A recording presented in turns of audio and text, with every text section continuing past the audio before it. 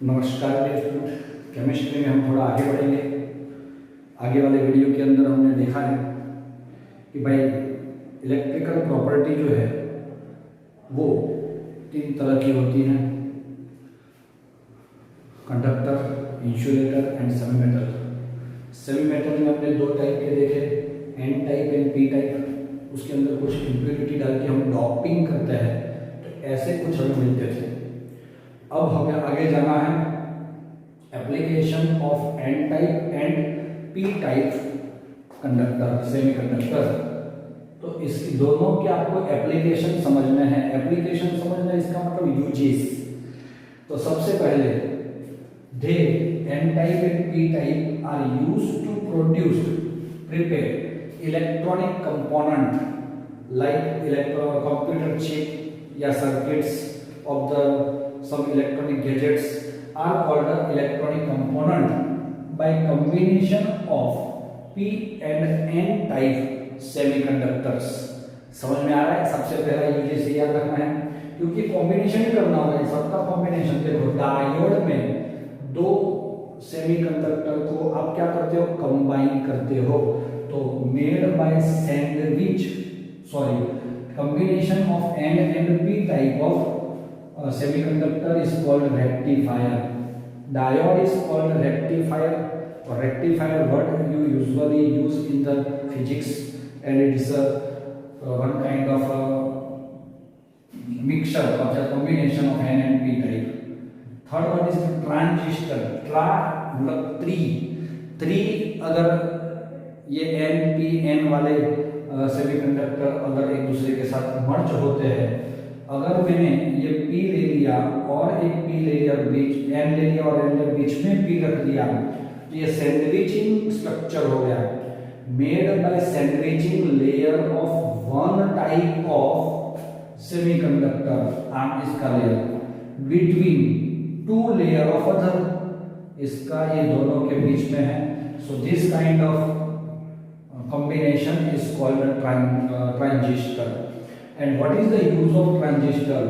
We are using this transistor in our radio as well as microphone और radio और audio के अंदर। तो डिटेक्ट और एम्पलीफाइंग रेडियो और ऑडियो सिग्नल हम डिटेक्ट कर सकते हैं ट्रांजिस्टर से। Solar cell is the very familiar word for us. Solar panel बनाने के लिए हमें सोलर सेल उसके अंदर डालने पड़ते हैं। तो वो सोलर सेल किससे बनता है? तो सिलिकॉन का कुछ सेमी मेटल है वो हमें डालना है, लेकिन it is a photo diode, मतलब उसमें भी दोनों के मिक्सचर कॉम्बिनेशन से बना हुआ एक फोटो डायोड। फोटो वर्ड आता है लाइट से। लाइट एनर्जी, इसका यूज क्या है भाई? Photodiode is use the conversion of light energy to electrical energy. क्या होता है दोस्तों?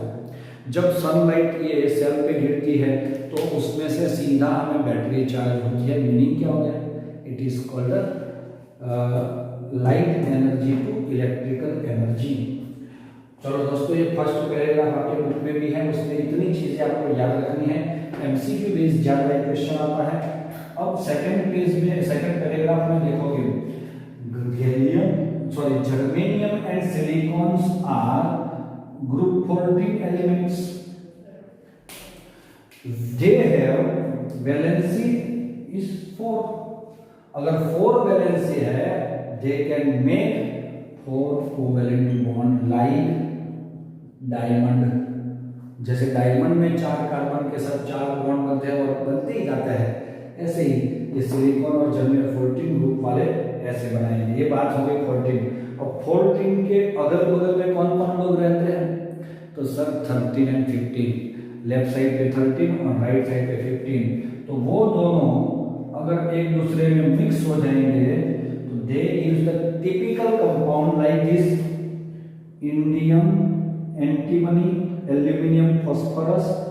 इंडियम जो है वो 15 ग्रुप का 13 है, और एंटीमनी जो है वो 15 ग्रुप का एलिमेंट है।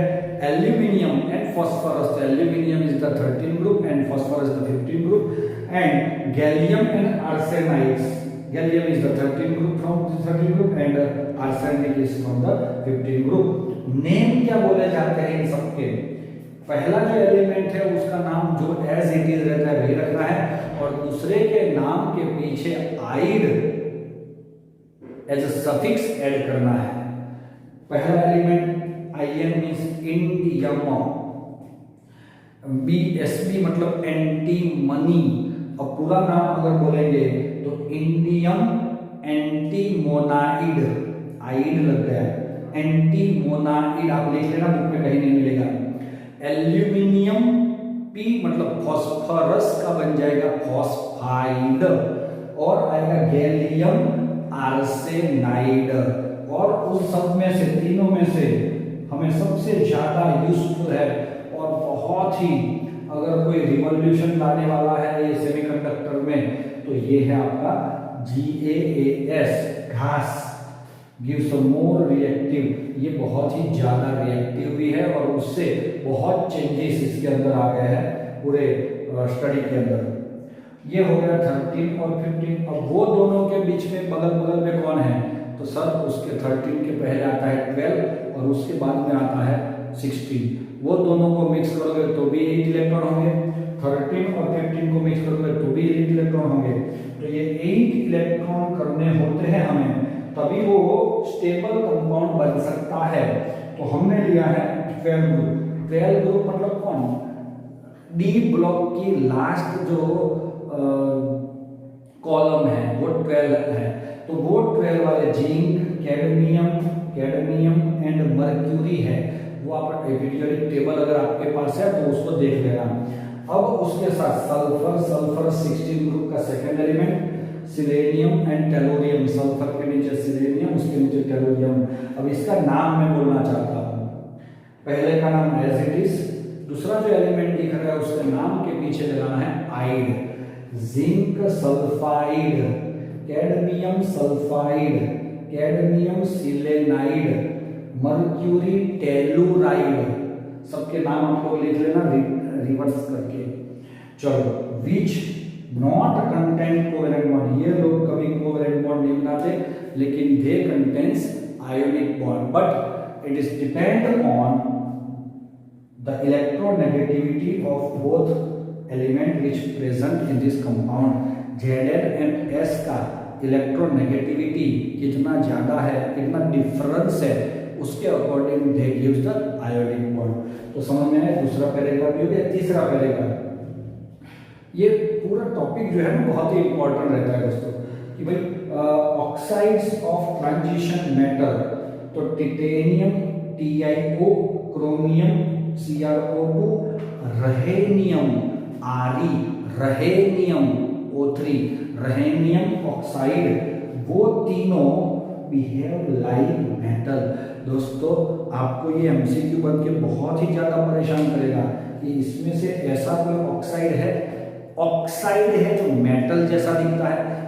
आयरन, कॉपर, जिंक वो सब खुद मेटल है तो मेटल जैसे दिखेंगे, लेकिन मेटल का ऑक्साइड मेटल के जैसा दिखना है। तो आपके ये 3 याद रखना है। O2 O3 लिखा, O2 O3, टिक्री TiCrO, sorry Re, टिक्री TiCrRe, टिक्री, और O2 O3। तो they both behave like metal. उसमें से भी स्पेसिफिक हमने यहाँ पे सर्कल किया हुआ है, देख रहे हैं आपको?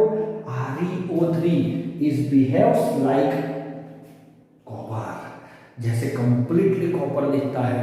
उसका अकरेंस मतलब अपीयरेंस जिससे दिखता कैसा है? कॉपर के जैसा। और मेटालिक प्रॉपर्टी कितने? तो कॉपर के जैसी। तो ये बहुत इंपॉर्टेंट MCQ बनेगा कि ReO3 वो दिखने में कैसा है और उसमें कैसा है। उसके बाद आता है VO, हम इसको ऐसे याद रखते हैं, वो2 वो3 TiO3, वो2 वो3 TiO3, all are their metallic property and